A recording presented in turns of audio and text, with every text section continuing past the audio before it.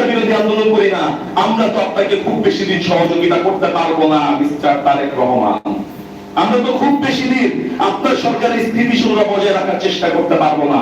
কারণ যে শহীদের উপর, রক্তের উপর দাঁড়িয়ে আমরা রাজনীতিতে এসেছি, যে শহীদের রক্তের উপর দাঁড়িয়ে আমরা এই রাজনৈতিক দল গঠন করেছি, সেই শহীদের সাথে বেইমানি এনসিপি করতে পারবে না।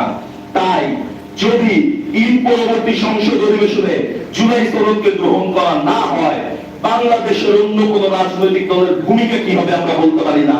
তবে এনসিপি জুলাই সনদ প্রশ্নে কোনো আপোষ করবে না। শুধুমাত্র সংসদের 300 সিটের ওই 4 দেয়ালের পক্ষের আলোচনায় এনসিপি বসে থাকবে না, এনসিপি রাজপথে আন্দোলন করে তুলবে। মনে রাখবেন, আমরা 17 বছরের দুঃশাসনের মধ্য দিয়ে গিয়েছি।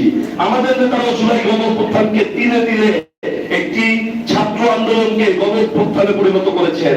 তাই আমরাও জানি আন্দোলন কিভাবে করতে হয়, আমরা জানি গণমানুষকে